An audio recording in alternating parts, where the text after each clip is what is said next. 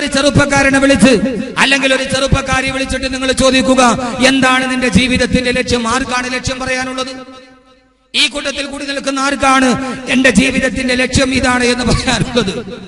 അവരോട് ചോദിക്കുന്നു, നിങ്ങളുടെ ഒരു ദിവസം അത് എങ്ങനെയാണ് കടന്നു പോകുന്നത്?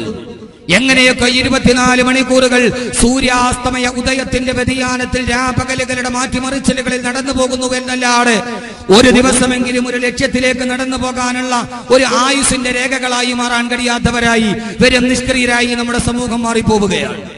ആർക്കൊക്കെയോ വേണ്ടി ജീവിക്കുന്നവർ, ആരൊക്കെയോ പറയുന്നിടത്ത് കടന്നു പോകുന്നവർ. എന്റെ പ്രിയപ്പെട്ട സഹോദരങ്ങളോട് ഞാൻ ആദ്യമേ പറയുക, എന്റെ പ്രഭാഷണങ്ങൾ ഏറെ കേട്ടവരാണ് നിങ്ങൾ. അതുകൊണ്ട് ആ രീതിയിൽ വിലയിരുത്താനുള്ള ഒരു സ്വതന്ത്രമായ ബോധമുണ്ടാവണം. എവിടേക്കാണ് മനുഷ്യൻ നടന്നു പോകുന്നത് എന്ന് ചോദിച്ചാൽ, അള്ളാഹുവിന്റെ ഖുർആൻ ലോകത്ത് പറയുന്ന ആരും പറയുന്ന ഒരു സാമാന്യമായ ഒരു വർത്താനമാണ്, ഉസ്താദേ കാലം ഇതല്ലേ, ഇവിടെ ഇങ്ങനെയൊക്കെയല്ലേ കഴിയൂ. നമ്മൾ ആരോട് ചോദിച്ചാലും പറയുന്ന ഒരു വലിയ ന്യായമാണത്. ഏത് പെണ്ണിനും ഏത് പുരുഷനും പറയാൻ ഒരു ന്യായമുണ്ട്. ഉസ്താദേ കാലം ഇതല്ലേ, ഈ കാലത്ത് ഇങ്ങനെയൊക്കെയല്ലേ കഴിയൂ എന്ന് പറയുന്ന ഒരു സാമാന്യ ലാഘവവൽക്കരണത്തിന്റെ ഒരു മറുപടി. കാരാളികോണത്തെ ഏത് ചെറുപ്പക്കാരനോട് പറഞ്ഞാലും, അള്ളാഹുവിന്റെ പള്ളിയെ പറഞ്ഞാൽ, അവന്റെ വിശ്വസ്തമായ ഗേഹത്തെ പറഞ്ഞാൽ, ഇങ്ങനെ നിങ്ങൾ മദ്യത്തിന്റെയും മദിരാശിയുടെയും ആദർശ വ്യതിയാനത്തിന്റെയും അനുധാവനത്തിന്റെയും അഴുക്കുചാലുകളെ കടക്കേണ്ടവരല്ല എന്ന് പറഞ്ഞാൽ ഏത് ആളുകളും നേരത്തെ എത്രയോ മറുപടി ഞാൻ കേട്ടിട്ടുണ്ട്. ഉസ്താദേ കാലം ഇതല്ലേ, കാലത്ത് ഇങ്ങനെയൊക്കെ അല്ലേ ചെയ്യാൻ കഴിയൂ. അങ്ങനെയല്ല എന്ന് ലോകത്തോട് തിരുത്തി പറയാനാണ് അള്ളാഹുവിന്റെ വിശുദ്ധമായ ഖുർആൻ ആണത്തമുള്ള 2 ചെറുപ്പക്കാരുടെ കഥ പറയുന്നത്. ഞാൻ എന്റെ വിഷയം അവിടെയാണ് പറയുന്നത്. കാലത്തിന്റെ മേൽ പറഞ്ഞ്, കാലമാണ് വലുതെന്ന് പറഞ്ഞ്, ഈ കാലമാണ് ഞങ്ങളെ പിഴപ്പിച്ചതെന്ന് പറഞ്ഞ്, ഈ കാലത്ത് ഞങ്ങൾക്ക് ഇങ്ങനെ ജീവിക്കാൻ കഴിയൂ എന്ന് ന്യായം പറയുന്നവരോടാണ് അള്ളാഹുവിന്റെ വിശുദ്ധമായ ഖുർആനിൽ അള്ളാഹു സുബ്ഹാനഹു വ തആല, ഞാൻ എന്റെ വിഷയത്തിലോട്ട് കിടക്കുകയാണ്, കാലം തന്നെയാണ് സത്യം, കാലം തന്നെയാണ് സത്യം. ഇങ്ങനെ കാലത്തെ ചുവർ ഭാഗത്ത് കാണുന്ന നിഴലിനെ കുറ്റം പറയുന്നവരെ പോലെ കാലത്തെ കുറ്റം പറഞ്ഞ് ഏത് പെണ്ണിനും പറയാൻ കഴിയുന്ന ഒരു ന്യായമുണ്ട്, കാലം ഇതല്ലേ, ലോകം ഇതല്ലേ. 21ാം നൂറ്റാണ്ട് വിവര സാങ്കേതിക വിദ്യയുടെ വിദൂര സാധ്യതകൾ മനുഷ്യൻ സ്വായത്തമാക്കി കഴിഞ്ഞപ്പോൾ കയ്യിലെ നഖത്തിന്റെ നാലിലൊന്ന് വലിപ്പമില്ലാത്തൊരു ചെറുചിപ്പിലൂടെ ഒരു മനുഷ്യന്റെ പ്രപഞ്ചത്തിന്റെ രഹസ്യങ്ങൾ മുഴുവനും കൂട്ടിച്ചേർത്തു വെക്കുന്ന, ലോകം മുഴുവനും ഒരു ഗ്ലോബൽ വില്ലേജ് പോലെ കൈവെള്ളയിൽ ഒതുങ്ങി നിൽക്കുന്ന ഇത് കാലത്ത് ഏത് പെണ്ണിനും പറയാനൊരു ന്യായമുണ്ട്, കാലം ഇതല്ലേ. അങ്ങനെ ജീവിതത്തിന്റെ നരകത്തിലോട്ട് യാത്ര ചെയ്യുമ്പോൾ സ്വർഗത്തിലേക്ക് ആനയിക്കുന്നവരോട് മുഴുവനും തങ്ങൾക്ക് രക്ഷപ്പെടാൻ ഒരു ഉപാധിയായി കാലത്തെ പിടിച്ച് കുറ്റം പറയുന്നവരോടാണ് ലോകത്തിൽ ഏറ്റവും വലിയ ശപിക്കപ്പെട്ട കാലത്ത് ജീവിച്ച, ലോകത്തിലെ ഏറ്റവും ശപിക്കപ്പെട്ട കാലത്ത് ജീവിച്ച എന്ന് പറഞ്ഞാൽ ആളുകൾ പോലും കണ്ണു തുറന്നിട്ട് മാലാഖമാര് പോലും നോക്കാൻ ഭയപ്പെട്ട 6ാം നൂറ്റാണ്ടെന്ന് പറഞ്ഞ ഇരുണ്ട കാലഘട്ടത്തിൽ ജീവിച്ച, 6ാം നൂറ്റാണ്ടെന്ന ഇരുണ്ട കാലഘട്ടത്തിൽ ജീവിച്ച 6ാം നൂറ്റാണ്ടിലെ കാട്ടറബികൾ കാലത്തെ കുറ്റം പറഞ്ഞ് കാലത്തിന്റെ മുകളിൽ ഞങ്ങളൊരു കോലം കെട്ടുമെന്ന് പറഞ്ഞ 6ാം നൂറ്റാണ്ടിലെ കാട്ടറബികളുടെ അടുക്കലോട്ട് കടന്നു വന്നു പോയ 6ാം നൂറ്റാണ്ടിലെ കാട്ടറബിൽ കഅബാലയത്തിന്റെ ചുറ്റും നിന്നുകൊണ്ട് പെണ്ണിന് വേണ്ടിയും കള്ളിന് വേണ്ടിയും മദ്യത്തിന് വേണ്ടിയും അതിന്റെ പുറകിൽ മാത്രം ജീവൻ ഹോമിച്ച തന്റെ പ്രിയപ്പെട്ട സമൂഹത്തെ എങ്ങനെയാണ് നന്മയുടെ വഴിത്താറയിലേക്ക് കൈപിടിച്ചു കൊണ്ടുപോവുക എന്ന ജിജ്ഞാസയോടെ ആ മക്കയിൽ നിന്ന് കഅബാലയത്തിന്റെ കില്ലയിൽ പിടിച്ചുകൊണ്ട് നേരെ നോക്കിയാൽ കാണാൻ ഭാഗത്തിൽ ജബലന്നൂർ പർവ്വതത്തിന്റെ മുകൾ ഭാഗത്ത് നിൽക്കുന്ന ഹിറാ ഗുഹയുടെ ഇരുളടഞ്ഞ ഇടനാടുകളിൽ ധ്യാന നിമഗ്നനായി കഅബാലയത്തിന്റെ ചുറ്റും ഉടുതുണി വലിച്ചെറിഞ്ഞിട്ട് നഗ്ന നൃത്തം ചവിട്ടുന്ന തന്റെ സ്ത്രീ സമൂഹത്തിന്റെ ഏറ്റവും വലിയ സാംസ്കാരിക അധപ്പതനമോത്ത് പരസ്പരം മദ്യത്തിന് വേണ്ടി വാളോങ്ങുന്ന, ഒരു കുപ്പി കള്ളിന് വേണ്ടി എന്തും ചെയ്യാൻ തയ്യാറാകുന്ന തന്റെ കൂട്ടുകാരുടെ, തന്റെ സഹപാഠികളുടെ, തന്റെ സഹവാസികളുടെ, തന്റെ സഹകാരികളുടെ ഏറ്റവും വലിയ ദാരുണമായ അവസ്ഥ കണ്ടിട്ട് ഇവരെ എങ്ങനെയാണ് നന്മയുടെ വഴിത്താറയിലേക്കൊന്ന് കൈപിടിച്ചു കൊണ്ടുവരാൻ കഴിയുക എന്ന് ചിന്തിച്ചുകൊണ്ട് ആ സമൂഹത്തിൽ തന്നെ പെട്ട ഒരു പ്രിയപ്പെട്ട ചെറുപ്പക്കാരൻ ഹിറാ ഗുഹയുടെ ധ്യാന നിമഗ്നനായിരിക്കുമ്പോ ആ പ്രിയപ്പെട്ട ചെറുപ്പക്കാരനായ പ്രവാചകൻ നബി മുഹമ്മദ് മുസ്തഫ ആ പ്രവാചകന്റെ അടുക്കലേക്ക് ഈ സമൂഹത്തിന് നന്മയുടെ വഴിത്താറയിലോട്ട് ആനയിച്ചു കൊണ്ടുപോകാൻ ആകാശ ലോകത്തിൽ നിന്നിറങ്ങിയ അത്ഭുത മാനവിക ദർശനമായ വിശുദ്ധ ഖുർആൻ, ആ ഖുർആനാണ് പറഞ്ഞത്, നബിയേ, ഓ നബിയേ പറയുക, ഓ നബിയേ പറയുക. 114 അധ്യായങ്ങൾ ഒരു സമൂഹത്തിന്റെ പരിവർത്തനത്തിന് വേണ്ടി അവതരിപ്പിച്ചിട്ട് ആ 114 അധ്യായങ്ങളിൽ എന്റെ പ്രിയപ്പെട്ട സഹോദരങ്ങളെ സമാന പേരുകളുള്ള 2 അധ്യായങ്ങൾ നിങ്ങൾക്ക് ഖുർആനിൽ കാണാൻ കഴിയില്ല. പ്രസക്തിയില്ല. എന്തുകൊണ്ടാണ് കാലത്തിന് പ്രസക്തിയുള്ളത്? അള്ളാഹുവിന്റെ വിശുദ്ധമായ ഖുർആൻ അൽ ബഖറ എന്ന പേരിൽ ഒരു അധ്യായം ഉണ്ടെങ്കിൽ അതിന്റെ പേര് പശുക്കുട്ടി എന്നാണ്. അതേ അർത്ഥമുള്ള സമാന അർത്ഥമുള്ള മറ്റൊരു അധ്യായം അള്ളാഹു വിശുദ്ധ ഖുർആനിൽ പേരിട്ടിട്ടില്ല. 7 അധ്യായങ്ങളുണ്ടോ? സൂറത്തുൻ നംലുണ്ട്, നഹ്ലുണ്ട്, അതേപോലെ എത്രയോ അധ്യായങ്ങൾ, എത്രയോ നാമകരണങ്ങൾ. പക്ഷേ സമാനമായ അർത്ഥമുള്ള ഒരു സൂറത്ത് കൂടി കാണിക്കാൻ കഴിയില്ല. പക്ഷേ കാണിക്കാൻ കഴിയും. ഈ വിശുദ്ധമായ ഖുർആനിൽ അള്ളാഹു ഒരു സൂറത്തിന് പേരിട്ടു സൂറത്തുൽ അസ്ർ, മറ്റൊരു സൂറത്തിന് അള്ളാഹു പേരിട്ടു സൂറത്തുൽ ദഹർ. രണ്ടിന്റെയും അർത്ഥം കാലമെന്നാണ്. ആ സമൂഹത്തിന്റെ മുമ്പിലാണ് അള്ളാഹുവിന്റെ ഖുർആൻ അവതരിപ്പിച്ചത് കൊടുത്ത് നബിയെ അവരോട് പറയുക, കാലമെന്ന് പറയുന്ന നെടലിനെ കുറ്റപ്പെടുത്തിയിട്ട് കാര്യമില്ല, കാലത്തെ പ്രതികൂട്ടിലാക്കാൻ കഴിയില്ല നബിയെ. വൽ അസ്ർ വൽ അസ്ർ വൽ അസ്ർ ഇന്നൽ ഇൻസാന ലഫീ ഖുസ്ർ. വൽ അസ്ർ കാലം തന്നെയാണ് സത്യം, കാലം തന്നെയാണ് സത്യം, കാലത്തെ തന്നെയാണ് സത്യം. എന്റെ ശബ്ദം കേൾക്കുന്ന പ്രിയപ്പെട്ട സഹോദരങ്ങളെ, സഹോദരിമാരെ, ആരെയാണോ നമ്മൾ വിരൽ ചൂണ്ടുന്നത്, ആരുടെ മുകളിലാണോ സ്വയം പ്രധാനത്വം സമ്പാദിച്ചു കൂട്ടിയ സർവ്വതോന്നിവാസത്തിനും ആരുടെ മേലിലാണോ പടിചാരുന്നത്, ആ പടിചാരുന്ന നിരപരാധിയെ സാക്ഷി നിർത്തിയിട്ട് അള്ളാന്റെ ഖുർആൻ പറയുകയാണ്, വൽ അസ്ർ കാലം തന്നെയാണ് സത്യം, കാലത്തെ തന്നെയാണ് സത്യം. ഇന്നൽ ഇൻസാന ലഫീ ഖുസ്ർ. മനുഷ്യവർഗമേ തീരാ നട്ടത്തിലാണ്. ഏറ്റവും വലിയ നട്ടമേതാണ് സഹോദരങ്ങളെ? ഏറ്റവും വലിയ നട്ടമേതാണ് സഹോദരങ്ങളെ? മനുഷ്യ നീ നട്ടത്തിലാണ്. അള്ളാഹുവിന്റെ ഈ പ്രപഞ്ചകോൾ ഭൂമിയിൽ ഏതാണ്ട് 8 കോടിയിൽ പരം വരുന്ന ജീവജാലങ്ങളെ പടച്ചിറപ്പ് സൃഷ്ടിച്ചിട്ടുണ്ട്. ഏകകോശ ജീവികളുണ്ട്, നാൽക്കാലികളുണ്ട്, ഇരുകാലികളുണ്ട്.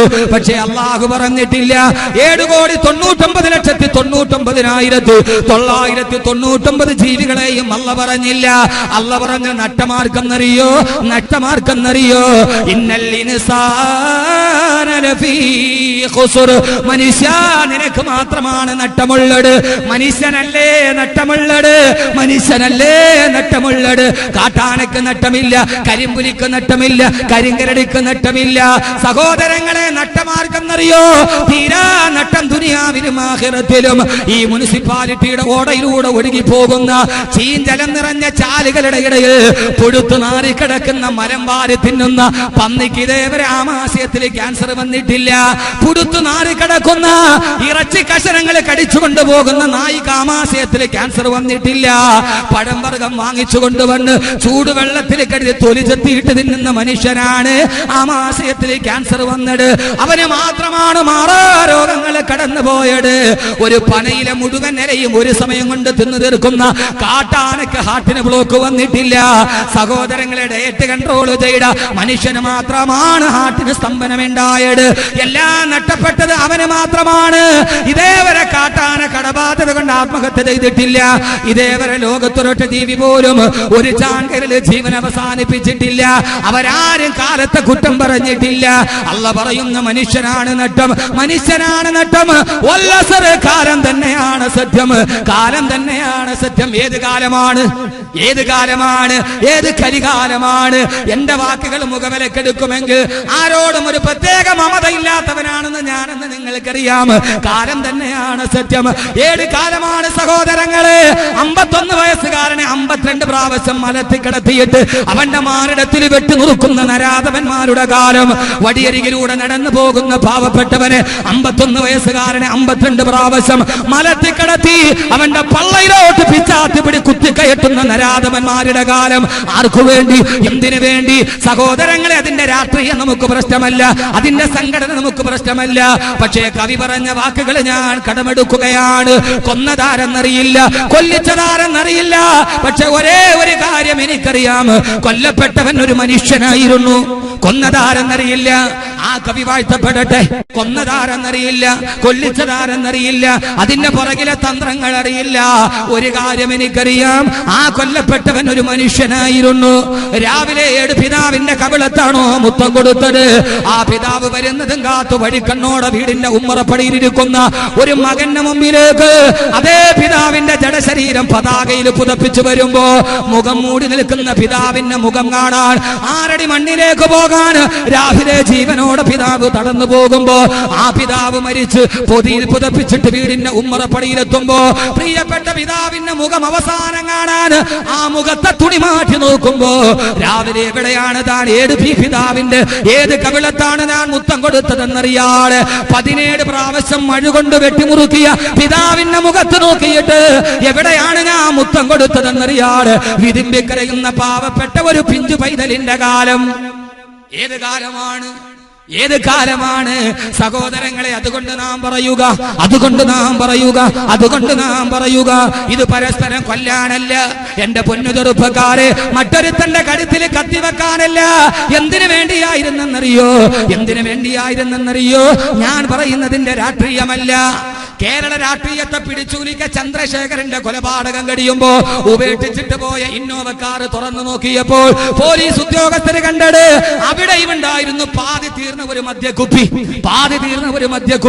അവിടെയാണ് നമ്മുടെ വിഷയം. അരക്കുപ്പിക്കള്ളും അരക്കിപ്പോട്ട് വസ്ത്രമില്ലാത്തൊരു പെണ്ണിനെയും കിട്ടിയാൽ ചൂണ്ടിക്കാണിക്കുന്നവന്റെ ആമാശം കീറിയെടുക്കാൻ 60,000 രൂപയാണ് പ്രതിഫലമെങ്കിൽ എന്റെ പ്രിയപ്പെട്ട ചെറുപ്പക്കാരെ, ആർക്കു വേണ്ടി, എന്തിനു വേണ്ടി, ആർക്കു വേണ്ടി? ഓരോരുത്തരും ഒരു മനുഷ്യരായിരുന്നില്ലയോ? മനുഷ്യൻ ജീവിക്കാൻ നൽകിയവനാണ്. അല്ലാഹുവിന്റെ വിശുദ്ധമായ ഖുർആൻ പറയുന്നുണ്ട്, ലോകത്തോട് പറഞ്ഞു കൊടുക്കണം. ആകാശലോകത്തിന്റെ സ്വർഗത്തിൽ നിന്ന് ആദ്യ മനുഷ്യനായ ആദം നബിയെയും ഹവ്വാ ബീവിയെയും അല്ലാഹു ഭൂലോകത്തേക്ക് പറഞ്ഞു വിടുമ്പോ അല്ലാഹ് പറഞ്ഞു, നിങ്ങൾ ഇനി താമസിക്കേണ്ടത് ഭൂമിയിലാണ്. ആദ്യ മനുഷ്യനെ ഭൂമിയിലോട്ട് പറഞ്ഞു വിടുമ്പോ അല്ലാഹ് പറഞ്ഞ ഒരു സന്ദേശമുണ്ട്, കാലഫീഹാ തഹ്യഊൻ. ആ ഭൂമിയിലാണ് നിങ്ങൾ ഇനി ജീവിക്കേണ്ടത്. പച്ചമണ്ണിൽ നിന്ന് പടച്ചെടുത്ത പടച്ച തമ്പുരാൻ പറഞ്ഞു, ഈ ഭൂമി നിങ്ങൾക്ക് ജീവിക്കാനുള്ളതാണ്. അതുകൊണ്ട് സഹോദരങ്ങളെ, ഭൂമി മനുഷ്യന് ജീവിക്കാനുള്ളതാണ്. ഈ ഭൂമി മനുഷ്യൻ കൊല ചെയ്യപ്പെടാനുള്ളതല്ല. ഈ ഭൂമി പരസ്പരം കാളോങ്ങാനുള്ളതല്ല. അതുകൊണ്ടാണ് അല്ലാഹുവിന്റെ ഖുർആൻ പറഞ്ഞത്, ഇന്നൽ ഇൻസാന ലഫീ ഖുസ്ർ. മനുഷ്യ, നീ ഏറ്റവും വലിയ നട്ടത്തിനാണ്. ആ നട്ടത്തിൽ നിന്ന് കരകയറണം. കാലത്തെ പറഞ്ഞ് പഠിക്കാൻ കഴിയില്ലെന്ന്. 7 കാലത്തെന്നറിയോ? 15 വയസ്സുകാരന് കഴുത്തറത്ത് കൊല്ലുന്ന കാലം. സ്വന്തം മക്കളെ കട്ടപ്പെട്ട് വളർത്തുന്ന, പാറമടയിൽ പോയി പണിയെടുത്തിട്ടോ, രാവിലെ മുതൽ വൈകുന്നേരം വരെ റബ്ബർ വെട്ടിയിട്ടോ, വീടിന്റെ പുറങ്ങളിൽ പശുവിനെ വളർത്തിയിട്ടോ, സ്വന്തം മക്കളെ വളർത്തുന്ന മാതാപിതാക്കളെ, എന്റെ പ്രിയപ്പെട്ട ഉമ്മമാരെ കേട്ടുകൊള്ളുക. ഈ മക്കളാരെന്നറിയോ? ആലപ്പുഴ ജില്ലയിൽ 10ാം ക്ലാസ്സുകാരൻ 15 വയസ്സുകാരനെ കഴുത്തറത്തുകൊന്നു. 9ാം ക്ലാസ്സിൽ പഠിക്കുമ്പോ ക്ലാസ്സിൽ വർത്തമാനം പറഞ്ഞതിന്റെ പേരിൽ ഈ കുട്ടി അവന്റെ പേരെഴുതി. അവൻ ക്ലാസ് ലീഡറാണ്. ഒരു ക്ലാസ് മുറിയിൽ നടക്കുന്ന സാധാരണ സംഭവം. പേരെഴുതപ്പെട്ടവന് 2 അടി കൊടുത്തു.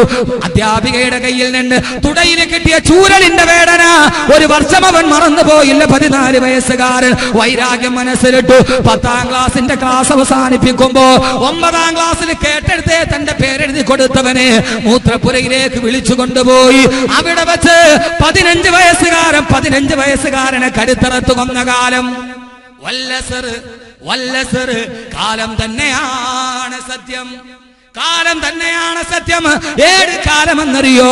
മകൻ നഷ്ടപ്പെട്ടു പോയതോത്തിട്ട്, കല്ലുകുടിയനായ മകനെ ഓത്തിട്ട്, പാതിരാ സമയത്ത് ഏകമകൻ മദ്യപിച്ചിട്ട് റോഡിൽ മലന്ന് കിടക്കുമ്പോ അല്ലാഹുവേ എന്റെ മകനെ സൽബുദ്ധി കൊടുക്കണേ എന്ന് പറഞ്ഞ് നിസ്കാരപ്പായിൽ തഹജ്ജുദ് നിസ്കരിച്ചുകൊണ്ട് സുജൂദിൽ കിടന്ന ഉമ്മാന്റെ മാറിടത്തിലേക്ക് പിച്ചാത്തി പിടി കുത്തിയിറക്കി എറണാകുളത്തെ കാലത്ത് 17 വയസ്സുകാരന്റെ കാലം.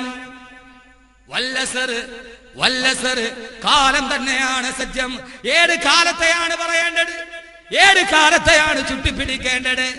എന്റെ സ്വദേശമായ ഇടുക്കി ജില്ലയിലെ കുമളിയിൽ 7 വയസ്സുകാരി പെണ്ണിനെ മാനഭംഗം ചെയ്ത് മരപ്പൊത്തിൽ ഒളിപ്പിച്ചു.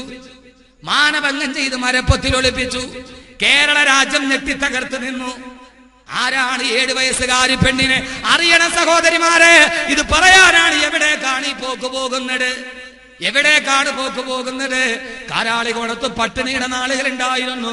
അൽഹംദുലില്ലാഹ്, ഇന്ന് പട്ടിണി കിടക്കുന്ന ഒരു വീട് നമ്മുടെ നാട്ടിലില്ല. ആരുടെ കയ്യിലാണ് പണമില്ലാത്തത്? ആരുടെ കയ്യിലാണ് ഏറെ ഇല്ലെങ്കിലും ഒരു നേരത്തെ അന്നത്തിന് വകയില്ലാത്തത്? ദുനിയാവ് കയ്യിലുണ്ട്. പക്ഷെ എവിടേക്കാണ് ഈ പോക്ക് പോകുന്നത്? ഇതിനൊരു അവസാനം വേണ്ടേ? ഇതിനൊരു പര്യവസാനം വേണ്ടേ? എവിടെ വരെയാണ് പോകുന്നത്? എവിടേക്കാണ് നടന്നു പോകുന്നത്? 7 വയസ്സുകാരി പെണ്ണിനെ മാനഭംഗം ചെയ്ത് മരപ്പൊത്തിൽ ഒളിപ്പിച്ചു കളഞ്ഞു. ഇത് ന്യൂയോർക്കിലെ കഥയല്ല, ഇത് മിസിസിപ്പിയുടെ കഥയല്ല, ഇത് സാൻ ഫ്രാൻസിസ്കോയുടെ കഥയല്ല, നാം ജീവിച്ചിരിക്കുന്ന കാലഘട്ടത്തിൻ്റെതാണ്. എന്റെ പ്രിയപ്പെട്ട മാതാപിതാക്കളെ, വളർത്തുന്നതിനപ്പുറം വിളരരുത് എന്ന് താല്പര്യമുണ്ടെങ്കിൽ ഈ രാത്രി നമുക്ക് നാളെ പരലോകത്തിലേക്ക് പ്രയോജനം ചെയ്യപ്പെടുമെങ്കിൽ കേൾക്കാൻ തയ്യാറാവുക. അള്ളാഹു തൗഫീഖ് നൽകട്ടെ, അള്ളാഹു തൗഫീഖ് നൽകട്ടെ. പ്രതിയെ പിടികൂടി 3 ദിവസത്തിന് ശേഷം. ആരാ പ്രതി? ആ കുട്ടിയുടെ കൂടെ ഒരേ സ്കൂൾ ബസ്സിന് പോകുന്ന, ഒരേ സ്കൂൾ ബസ്സിന് തിരിച്ചു വരുന്ന 11 വയസ്സുകാരൻ പ്രതി. ഈ 11 വയസ്സുകാരൻ 3 ദിവസവും IG റാങ്കിലുള്ള ഉദ്യോഗസ്ഥർ അവിടെ വരുമ്പോൾ അവരുടെ കൂടെ വഴികാട്ടാനുണ്ട്. അവൻ കാര്യങ്ങളൊക്കെ പറഞ്ഞു കൊടുത്തു. നൊട്ടോറിയസ് ക്രിമിനലിനെ പോലും ലജ്ജിപ്പിക്കുന്ന രീതിയിൽ, തോപ്പിക്കുന്ന രീതിയിൽ അവൻ നന്നായി മുഖം മാറ്റിവെച്ചു. പ്രതി അറസ്റ്റ് ചെയ്തു. 11 വയസ്സുകാരൻ. പോലീസ് ഉദ്യോഗസ്ഥർ ചോദിച്ചു, നിനക്ക് എങ്ങനെയാണ് ഇത് ചെയ്യാൻ തോന്നിയത്? നിന്റെ കൂടെ പഠിക്കുന്ന കുട്ടിയോട് ഇപ്രകാരം നിനക്ക് എങ്ങനെ തോന്നി? ആ കുട്ടി പറഞ്ഞ മറുപടി, കാലം തന്നെയാണ് സത്യമെന്ന ഈ ശപിക്കപ്പെട്ട പിശാചുക്കൾ പാർക്കുന്ന വേതാള നഗരം പോലെ അധപതിച്ചു പോയ ഈ ഭൂമിയിൽ നന്മയുടെ ഒരു ചിന്തെങ്കിലും മനസ്സിൽ കാത്തു സൂക്ഷിക്കുന്നുവെങ്കിൽ ആ പെട്ടുപോൻ 11 വയസ്സുള്ള സ്കൂൾ വിദ്യാർത്ഥി പോലീസ് ഉദ്യോഗസ്ഥരോട് പറഞ്ഞത്, എന്നെ ഈ തെറ്റ് ചെയ്യിപ്പിച്ചത് ഞാനല്ല, എന്റെ ഹൃദയത്തിന് കുടികൊള്ളുന്ന പിശാചല്ല, എന്നെ ഇത് ചെയ്യാൻ പ്രേരിപ്പിച്ചത് എന്റെ പ്രിയപ്പെട്ട വാപ്പയും എന്റെ പ്രിയപ്പെട്ട ഉമ്മയുമാണ്. പോലീസ് ഉദ്യോഗസ്ഥര് ധരിച്ചു നിന്നപ്പോ അവൻ പറഞ്ഞ മറുപടി എന്തെന്നറിയുമോ? വൈകുന്നേരം എന്റെ വാപ്പ ജോലി കഴിഞ്ഞ് വീട്ടിലോട്ട് തിരിച്ചു വരുമ്പോൾ ആ വാപ്പയുടെ കയ്യിൽ ഒരു CD ഉണ്ടാകും, നീലച്ചിത്രത്തിന്റെ CD. വൈകുന്നേരം രാത്രിയായി കഴിയുമ്പോൾ എന്റെ വാപ്പയും ഉമ്മയും ആ നീലച്ചിത്രത്തിന്റെ CD വീട്ടിലിരുന്ന് കാണും. ഉറങ്ങിയെന്നെടുക്കുമ്പോഴും ഉറക്കന്നടിച്ചുകൊണ്ട് ഞാൻ ഇടയ്ക്കിടയ്ക്കത് കാണാറുണ്ട്. എന്റെ വാപ്പയും ഉമ്മയും വീട്ടിലില്ലാത്ത സമയം ഞാനതെടുത്ത് പ്ലേ ചെയ്ത് കാണാറുണ്ട്. അതിലൂടെ തോന്നിയ വികാരമാണ് തൊട്ടടുത്തിരിക്കുന്ന 7 വയസ്സുകാരിയോട് പ്രയോഗിക്കാനെന്ന് തോന്നിയതെന്ന് 11 വയസ്സുകാരൻ വിളിച്ചു പറയുന്ന ലോകത്തിന്റെ മുമ്പ് ഇതിനപ്പുറത്തേക്ക് എന്താണ് പറയേണ്ടത്? വല്ലസര കാലം തന്നെയാണ് സത്യം, കാലത്തെ തന്നെയാണ് സത്യം. 7 കാലമാണ് സഹോദരങ്ങള്, 7 കാലമാണ് സഹോദരിമാര്. നമ്മുടെ ഇവിടെ നിന്ന് കാരാളികോണം ജംഗ്ഷനിൽ പോയാൽ നമ്മുടെ ജലാൽ സാഹിബിന്റെ കടയുണ്ട്. അതിന്റെ മുകളിൽ ഒരു ബോർഡ് എഴുതി വെച്ചിട്ടുണ്ട്, മേശ കസേര പടുതാ വാടകയ്ക്ക്. ഇത് കാരാളികോണത്താണ് കാണുക. ബാംഗ്ലൂർ നഗരത്തിൽ പോയാൽ പാതിരാ സമയത്ത് വർണ്ണ ബൾബുകൾ വെള്ളി കാണുന്ന ഒരു ബോർഡ് കാണാം. എന്തെന്നറിയോ? ഗർഭപാത്രം വാടകയ്ക്ക്, ഗർഭപാത്രം വാടകയ്ക്ക്. ഏറ്റവും സുന്ദരമായ ഗർഭപാത്രം പോലും വാടകയ്ക്ക് കൊടുക്കുന്ന മനുഷ്യലോകത്തിന്റെ കാലത്ത് അല്ലാഹുവിന്റെ ഖുർആനാണ് പറയുന്നത്, വല്ലസർ കാലത്ത് തന്നെയാണ് സത്യം. ഈ മനുഷ്യൻ നടന്നു പോകുന്നത് നട്ടത്തിലേക്കാണ്, ഇവൻ കടന്നു പോകുന്നത് നരകത്തിലേക്കാണ്. അവൻ കടന്നു പോകുന്നത് കത്തിക്കാളുന്ന അഗ്നിജ്വാലകളുടെ നടുകിലോട്ട് വലിച്ചെറിയാനാണ്. മനുഷ്യ നിന്റെ പോക്കെന്ന്. നമ്മുടെ വീടുകൾ പോലും 11 വയസ്സുകാരന് ഏറ്റവും വലിയ തെറ്റിലേക്ക് നയിക്കുന്ന കാലമായി. എന്റെ പ്രിയപ്പെട്ട സഹോദരങ്ങളെ, എന്റെ പ്രിയപ്പെട്ട സഹോദരങ്ങളെ, അതുകൊണ്ടാണ് ഞാൻ പറയുന്നത്, ഏറെ പറയാനുള്ള സൗകര്യം നമുക്കില്ല. 5 മണിക്കൂർ കഴിഞ്ഞ ഒരു ജനക്കൂട്ടമാണ് ഇവിടെ നിൽക്കുന്നത്. പക്ഷേ എനിക്ക് പറയാനുണ്ട്, അള്ളാഹു നമ്മളെ സൃഷ്ടിച്ചത് കാലത്തെ കുറ്റം പറയാനല്ല. അള്ളാഹുവിനോട്, അള്ളാഹുവേ കാലം ഇങ്ങനെയായി പോയി, അങ്ങനെയൊക്കെ ശ്രദ്ധിക്കാൻ കഴിയുമോ എന്ന് ചോദിച്ചാൽ ആ കാലത്തിന്റെ നടുവ് ചങ്കൂറ്റമുള്ള ആൺകുട്ടിയെ പോലെ എന്റെ പ്രിയപ്പെട്ട മുസ്ലിം ചെറുപ്പക്കാരാ, അൽഹംദുലില്ലാഹ്, എന്റെ പ്രിയപ്പെട്ട ചെറുപ്പക്കാരോടാണ് ഞാൻ പറയുന്നത്. ഇരവുമൂട്ടിലുള്ള, വളവിലുള്ള, കാരാളികോണത്തുള്ള, മണിയമുക്കിലുള്ള പള്ളിയിലേക്ക് നിങ്ങൾ കടന്നു വരുമ്പോ, ബഹുമാനനായ ഉസ്താദിന്റെ ഉപദേശം കേട്ട് കടന്നു വരുമ്പോ, സഹോദരങ്ങളെ, കാലമേൽപ്പിച്ച ദൗത്യമാണ്. ആ ദൗത്യത്തിൽ നിന്ന് പിന്മാറരുതേ, ആ ദൗത്യത്തിൽ നിന്ന് പിന്മാറരുതേ. കാരണം എന്തെന്നറിയോ? കാലത്തെ കുറ്റം പറഞ്ഞിട്ട് ജീവിക്കാൻ കഴിയില്ല.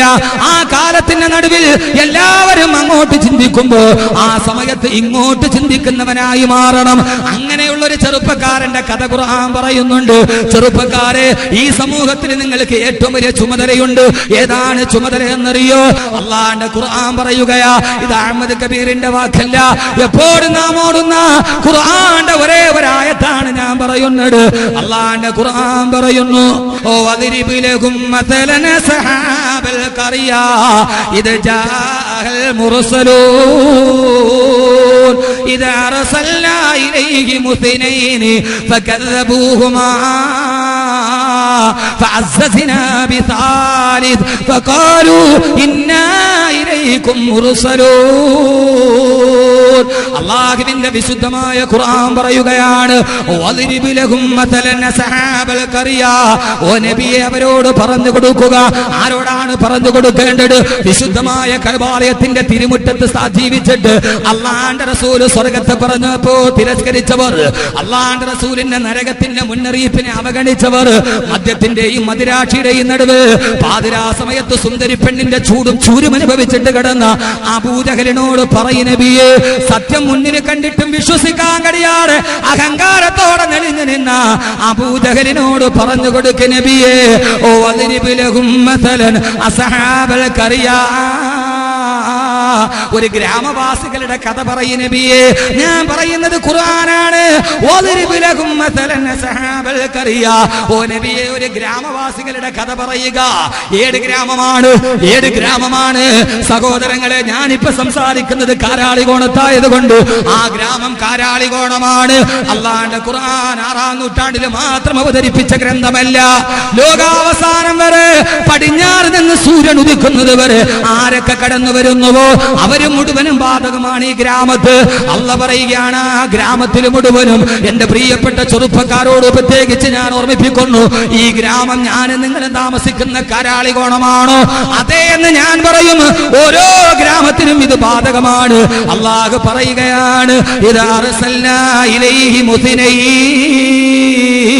ആ ഗ്രാമവാസികൾ അവർ ഏറ്റവും വലിയ ജീർണതയിലൂടെ നടന്നപ്പോ, മദ്യം അവരെ ഭരിച്ചു കളഞ്ഞപ്പോ, ചീട്ടുകളി അവരെ ഭരിച്ചു കളഞ്ഞപ്പോ, അധാർമികത അവളെ ഭരിച്ചു കളഞ്ഞപ്പോ അവരിലേക്ക് ഞാൻ 2 പ്രവാചകന്മാരെ അയച്ചു കൊടുത്തു. 2 പ്രവാചകന്മാരെ. ഈ ഗ്രാമവേദ ഇത് 6-ാം നൂറ്റാണ്ടിൽ മാത്രം അവതരിപ്പിച്ചതല്ലോ. ഈ ഗ്രാമവേദ കാരാളികോണമാണോ ചോദിച്ചാൽ അതെ. കാരാളികോണമാണോ എന്ന് ചോദിച്ചാൽ അതെ. നമ്മുടെ ഗ്രാമത്തെ കുറിച്ചാൽ ഇത് അർസൽനാ ഇലൈഹി മുസ്നൈൻ. ഖുർആനിനെ അങ്ങനെ മനസ്സിലാക്കണം. ഇത് അർസൽനാ ഇലൈഹി മുസ്നൈൻ. അവിടേക്ക് അല്ലാഹു 2 നബിമാരെ വിട്ടു.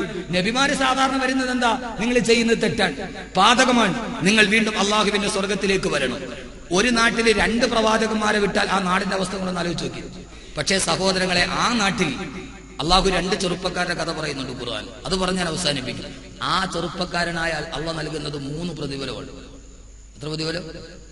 ഈ നാട്ടിൽ എന്നെ ശ്രമിക്കുന്ന ഓരോ ചെറുപ്പക്കാരനും ഓരോ ചെറുപ്പക്കാർക്കും ആർക്കും അതാവാൻ കഴിയും. ഈ നിൽക്കുന്ന ഓരോ പച്ച മനുഷ്യനും ആ പ്രതിഫലം വാങ്ങിക്കാൻ 3 പ്രതിഫലം.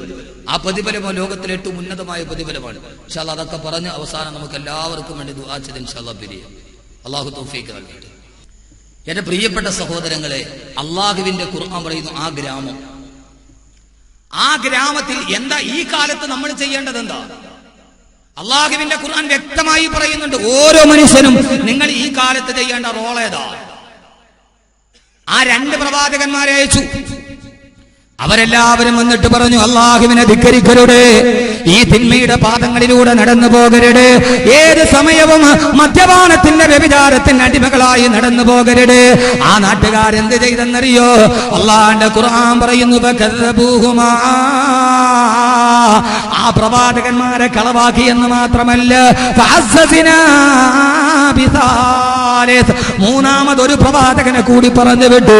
അല്ലാഹുവിന്റെ ഖുർആൻ പറയുകയാണ്, ഏറെ ഞാൻ പറയുന്നില്ല സഹോദരങ്ങളെ, ആ ഗ്രാമവാസികൾ ഒരുമിച്ച് കൂടി അവരോട് നല്ലത് പറഞ്ഞു കൊടുത്ത, അവരോട് നന്മ പറഞ്ഞു കൊടുത്ത ആ പ്രവാചകന്മാരെ കൊല്ലാൻ തീരുമാനിച്ചു.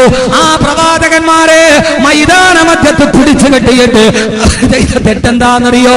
അല്ലാഹനെ പറഞ്ഞതിന്റെ പേര്, സ്വർഗത്തെ പറഞ്ഞതിന്റെ പേര്, ഈ ജീവിതം നശ്വരമാണെന്ന് പറഞ്ഞതിന്റെ പേര്, നാളെ ആഖിറത്തിന് വേണ്ടി ജീവിക്കണമെന്ന് പറഞ്ഞതിന്റെ പേര്, ആ പ്രബോധന സമൂഹത്തിന്റെ പ്രബോധിതരോട് പ്രബോധനം നടത്തിയ പ്രവാചകന്മാര് നഗരമധ്യത്തിൽ പിടിച്ചു കെട്ടുമ്പോ, ആ പ്രവാചകന്മാരെ കരുത്തരത്ത് കൊല്ലാൻ തീരുമാനിക്കുമ്പോ, എന്റെ പ്രിയപ്പെട്ട സഹോദരാ, അല്ലാഹുവിന്റെ ഖുർആൻ പറയുകയാണ്, ആ കാലം മുഴുവനെ നശിച്ചു പോകുമ്പോ, ഒരു നാട്ടുകാര് മുഴുവനെ തിന്മയ്ക്ക് വേണ്ടി ഒരുമിച്ച് കൂടുമ്പോ, അല്ലാഹു പറയുകയാണ്, ഇതിഹാസ നായകനെ പോലെ, ചരിത്രത്തിന്റെ പ്രയോഗം പോലെ,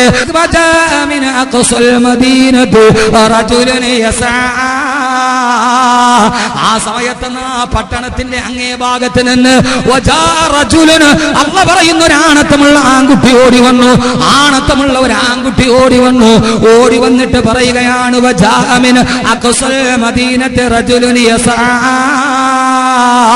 ഓടിപ്പാഞ്ഞു വന്നിട്ട് അള്ളാന്റെ പ്രവാചകന്മാരെ കടുത്തിറക്കാൻ വേണ്ടി ഒരുമിച്ച് കൂടിയ ആ സമൂഹത്തോട് പറഞ്ഞു, നിങ്ങൾ എന്താണ് ഈ ചെയ്യുന്നത്? നിങ്ങൾ എന്താണ് ഈ ചെയ്യുന്നത്?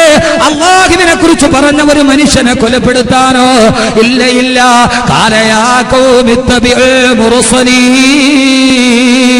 തന്റെ സമൂഹത്തിന്റെ നടുവിൽ വെച്ചിട്ട് ആ മനുഷ്യൻ പറഞ്ഞ ഒരു പ്രസംഗമാണ് സൂറത്ത് യാസീൻ.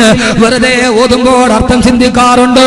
പ്രവാചകന്മാരെ കൊലപ്പെടുത്താൻ പോയ ഒരു സമൂഹത്തിന്റെ നടുവിൽ എഴുന്നേറ്റ് നിന്നിട്ട് എന്റെ ശരീരത്തിൽ റൂഹുള്ളിടത്തോളം കാലം ഞാനിതിന് സമ്മതിക്കില്ല, ഞാനിതിന് കൂട്ടുനിൽക്കില്ലെന്ന് പറഞ്ഞ ഒരു പുരുഷന്റെ പ്രസംഗമാണ് സൂറത്ത് യാസീന്റെ ഉള്ളടക്കമെങ്കിൽ സഹോദരങ്ങൾ, ആ മനുഷ്യൻ പറഞ്ഞു, ഇല്ല ഇല്ല. എന്താ നിങ്ങൾ കാണിക്കുന്നതെന്താ? ഒമാലിയല അഅ്ബുദുല്ലദീ ഫതറനീ വഇലൈഹി തുർജഊൻ. എന്തിനാണ് പടച്ചറബിനെ കൈവിടുന്നത്? എന്തിനാ? എന്റെ ശബ്ദ ശ്രവിക്കാനെത്തിയ പ്രിയപ്പെട്ട സഹോദരങ്ങളെ, സഹോദരിമാരെ, ആ ചെറുപ്പക്കാരൻ ആരെന്നറിയോ? ആ ചെറുപ്പക്കാരനാണ് ബഹുമാനപ്പെട്ട ഹബീബുൻ നജ്ജാർ റളിയല്ലാഹു തആല അൻഹു. ഹബീബുൻ നജ്ജാർ റളിയല്ലാഹു അൻഹു. ആരാ ഹബീബുൻ നജ്ജാർ എന്നറിയോ?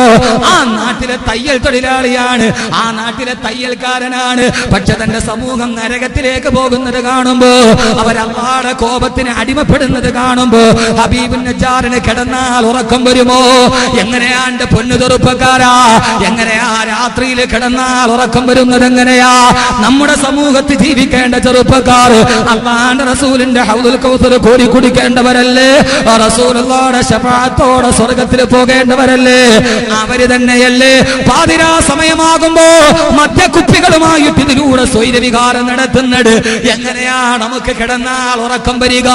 എങ്ങനെയാ നമുക്ക് നിഷ്ക്രിയരാവാൻ കഴിയുക? എങ്ങനെയാണ് പള്ളിയിലെ ഇമാമിന് പള്ളിയിൽ കിടന്നാൽ ഉറക്കം വരിക? അല്ലാഹുവേ, അല്ലാഹുവേ, അല്ലാഹുവേ, ആരാണ് ഈ ചെയ്യുന്നത്? ആരാണ് ഈ ചെയ്യുന്നത്?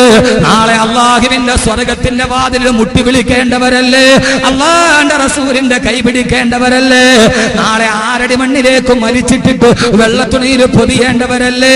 സഹോദരങ്ങളെ, ആ സമയത്താണ് ഞാൻ എന്റെ ചെറുപ്പക്കാരോട് പറയുന്നത്, കാലം മുഴുവനും ദുഷിച്ചു പോകുമ്പോ ആ സമയത്ത് കാലത്തിനൊത്ത് നടക്കാതെ എഴുന്നേറ്റ് നിന്ന ഒന്നാമത്തെ മനുഷ്യനാരാ?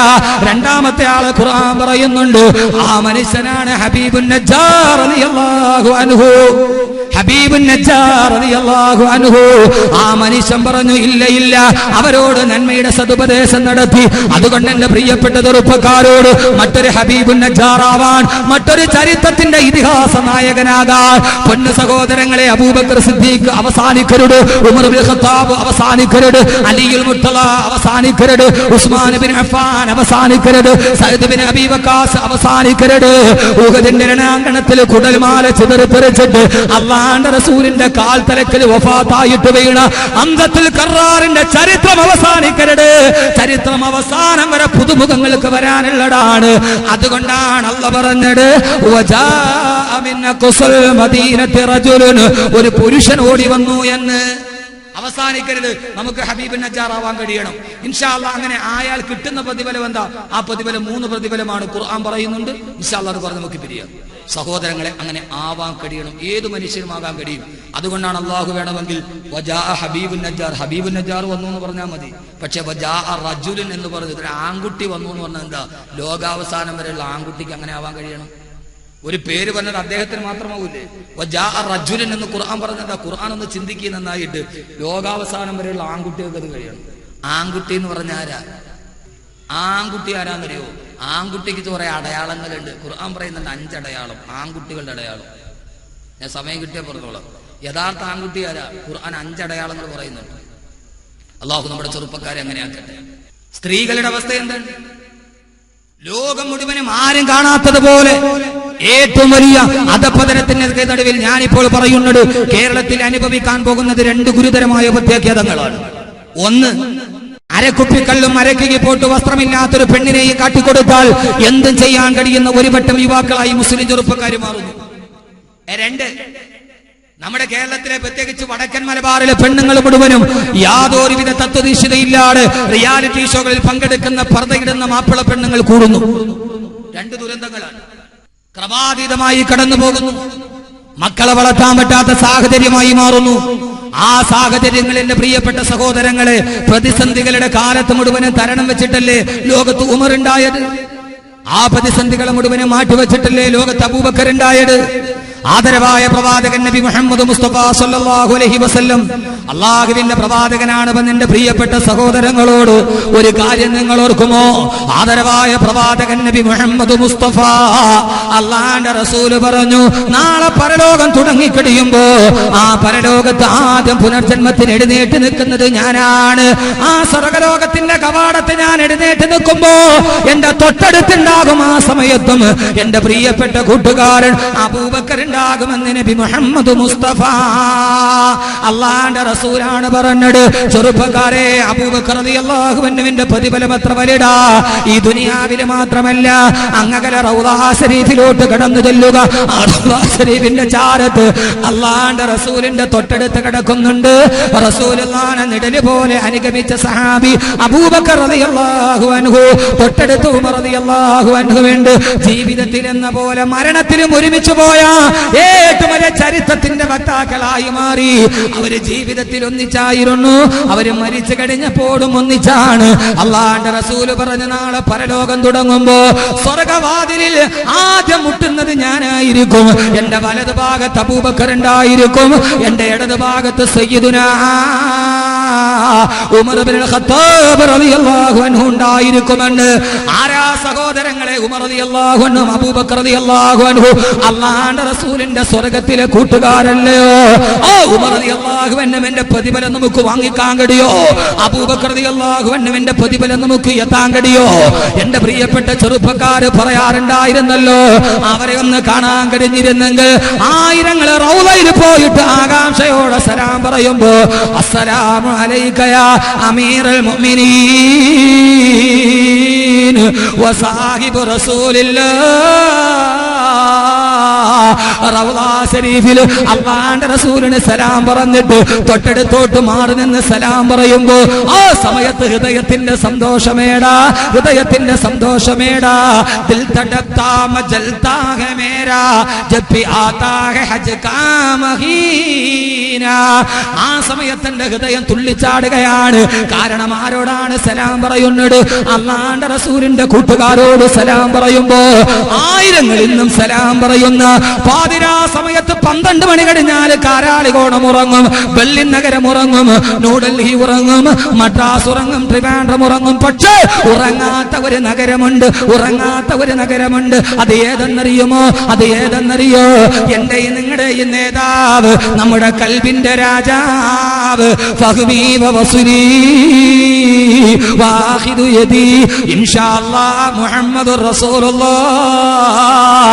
അല്ലാഹുവിന്റെ റസൂല് കിടക്കുന്ന പച്ച കുപ്പയുടെ താഴെ കിടക്കുന്ന മദീന നഗരം ഉറക്കമില്ലാത്ത നഗരമേ. മദീനയിൽ രാത്രിയില്ല, മദീനയിൽ രാത്രിയില്ല. 7 സമയത്തും പകല് പോലെ വെട്ടിത്തിളങ്ങുന്ന 40,000-ത്തിലധികം ബൾബുകളുടെ വെളിച്ചത്തിന് മിന്നിത്തിളങ്ങുന്ന മദീന ഉറങ്ങാത്ത നഗരമേടാ. ആ നഗരത്തിൽ ആയിരങ്ങൾ സലാം പറയുന്ന മഹാമനുഷ്യൻ. ഞാനിത് പറഞ്ഞത് എന്തിനെന്നറിയോ? കാരാളികോണത്തെ ചെറുപ്പക്കാരാ, നിനക്ക് ആ പ്രതിഫലം കിട്ടണോ? കാരാളികോണത്തെ പെങ്ങളെ, നിനക്കതിന്റെ പ്രതിഫലം കിട്ടണോ? അബൂബക്കർ റളിയല്ലാഹു അൻഹുവിന്റെ പ്രതിഫലത്തിന്റെ ഒരംശം നമുക്ക് കിട്ടും. ഉമർ റളിയല്ലാഹു അൻഹുവിന്റെ ഒരംശം നമുക്ക് കിട്ടും. എപ്പോഴെന്നറിയോ? ഞാൻ പറഞ്ഞു തരാം നിങ്ങളോട്. അല്ലാഹുവിന്റെ റസൂല് പറഞ്ഞ ഒരു കാലത്തെ കുറിച്ച്. കാലം തന്നെയാണ് സത്യം. അതിന്റെ രണ്ടാം ഭാഗം നടക്കട്ടെ. അല്ലാഹുവിന്റെ റസൂല് പറയുകയാണ്, കഴുതകൾ ലൈംഗിക ബന്ധത്തിൽ ഏർപ്പെടുന്നത് പോലെ മനുഷ്യൻ പരസ്യമായി പട്ടാപ്പകല് റോഡിന്റെ നടുവിൽ കിടന്നിട്ട് വ്യഭിചരിക്കുന്ന കാലം വരുമെന്ന് ആദരവായ പ്രവാചകൻ നബി മുഹമ്മദ് മുസ്തഫ അള്ളാന്റെ റസൂലെ അങ്ങ് വാഴ്ത്തപ്പെടട്ടെ.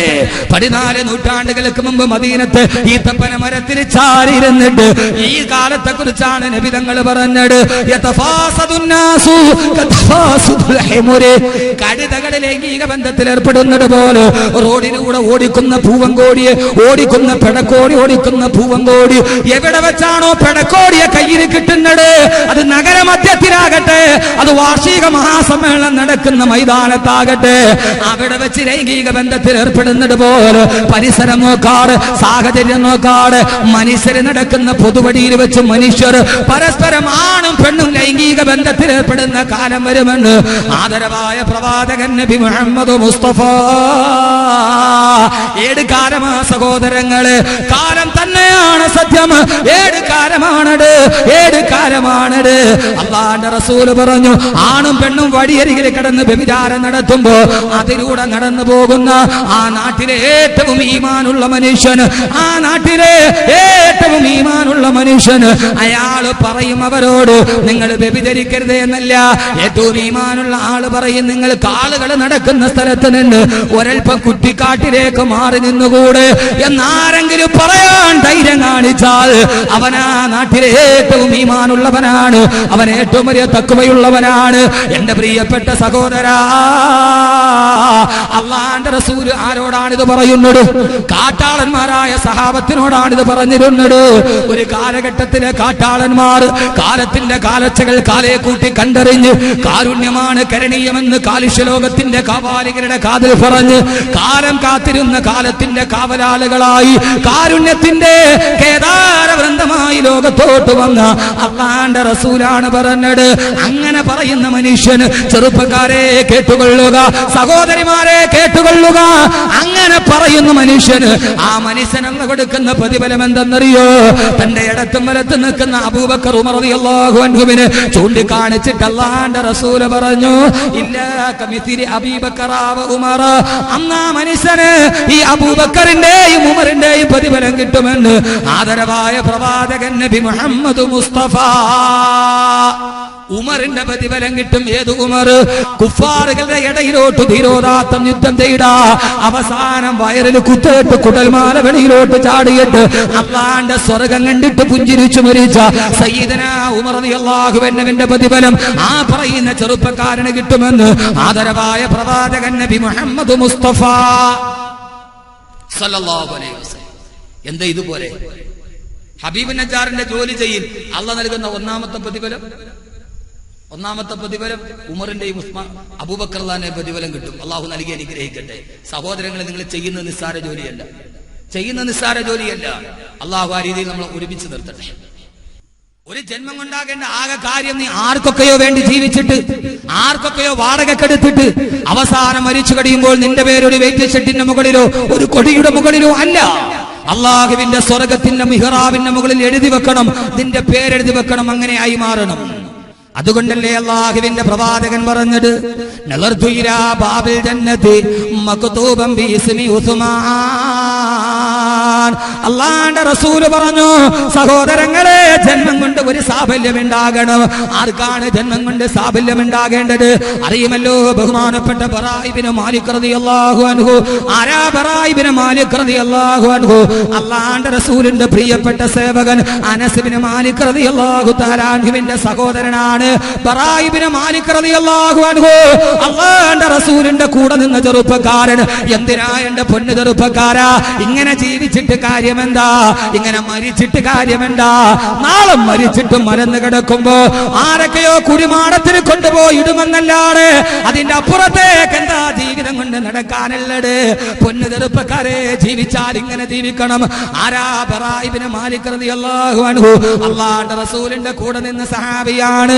ഏത് പ്രതിസന്ധി ഘട്ടം വരുമ്പോഴും അള്ളാന്റെ ദീനിന്റെ നിലനിൽപ്പ് അപകടത്തിലാകുമ്പോ അള്ളാന്റെ റസൂൽ ചോദിക്കും, ബറാ ഇബ്നു മാലിക് എവിടെ? ബറാ ഇബ്നു മാലിക് എവിടെ? ലബ്ബൈക വസഅദൈക യാ റസൂലല്ലാഹ്. ഓ നബിയേ, ഞാൻ വരുന്നു നബിയേ, ഞാൻ വരുന്നു നബിയേ. കാരണം ബറായിന് സ്വന്തം ജീവിതം പ്രശ്നമല്ല, തന്റെ ജീവിതത്തെ കുറിച്ച് ചിന്തയില്ല. അള്ളാന്റെ ദീനിന് വേണ്ടി ജീവിക്കണം, അള്ളാഹ്ക്ക് വേണ്ടി ജീവിക്കണം. നാളെ മരിച്ചാൽ വീരപുരുഷ കേസരിയായി മുത്തക്കിയായിട്ട് ജീവിക്കണം. ഓരോ സമയത്തും ഓടി വരുമ്പോ അല്ലാഹുവിന്റെ റസൂലിനോട് പറയും, നബിയേ യാ റസൂലല്ലാഹ്, എനിക്ക് മനസ്സിലൊരാഗ്രഹമുണ്ട് നബിയേ, അള്ളാന്റെ ദീനിന് വേണ്ടി ഷഹീദാകണം. അള്ള തന്ന ജന്മം അള്ളാഹ്ക്ക് വേണ്ടി കൊടുക്കണം. എന്റെ ജന്മം മറ്റൊരാൾക്ക് വേണ്ടിയല്ല, മറ്റൊരുത്തന് വേണ്ടിയല്ല. അള്ള തന്ന ജന്മം അള്ളാഹ്ക്ക് വേണ്ടി കൊടുക്കണം നബിയേ, ഷഹീദാകാൻ ദുആ ചെയ്യണേ യാ റസൂലല്ലാഹ്. സഹോദരങ്ങളെ, സഹോദരിമാരെ, അവര് ജീവിക്കാൻ ആഗ്രഹിച്ചവരല്ല, അവര് മരിക്കാൻ ആഗ്രഹിച്ചവരാണ്. ഓടി വന്നിട്ട് പറയുന്നത് എന്താ? മരിക്കണം നബിയേ, മരിക്കണം നബിയേ. അല്ലാഹുവിന്റെ റസൂൽ സല്ലല്ലാഹു അലൈഹി വസല്ലമയുടെ പട്ടാളക്കാര് മുസൈലിമത്തുൽ കദ്ദാബിനോട് പടപൊരുതുകയാണ്. മുസൈലിമത്തുൽ കദ്ദാബിന്റെ പട്ടാളക്കാർ റസൂലുള്ളാഹിയുടെ പട്ടാളക്കാര് ഒരൽപ്പം തോൽവിയുടെ ഘട്ടം വരെ എത്തുമ്പോ ബഹുമാനപ്പെട്ട സഹാബത്ത് മുഴുവനും ഭയചകിതരായി പോയി. ആ സമയത്ത് ബറാഅ റളിയല്ലാഹു അൻഹു ഊരിപ്പിടിച്ച വാളുമായിട്ട് മുന്നോട്ട് വന്നിട്ട് ചോദിച്ചു, അല്ലാഹ് തന്ന ജന്മം അല്ലാഹ്ക്ക് കൊടുക്കാനുള്ളവരാരാ? വിളിച്ചു ചോദിക്കുമ്പോ 7 ചെറുപ്പക്കാര് വലയത്തിൽ കൂടി 7 കൂട്ടുകാരെയും പിടിച്ചുകൊണ്ട് മുസൈലിമത്തുൽ കദ്ദാബിന്റെ പട്ടാളത്തിന്റെ മുമ്പിലോട്ട് എടുത്തു ചാടി.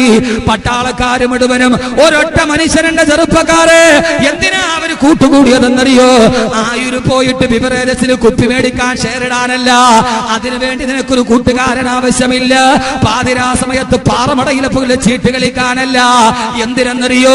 അള്ളാന്റെ ദീൻ നഷ്ടപ്പെടുകയാണ്, റസൂലുള്ളാഹിക്ക് പരാജയം വരികയാണ്.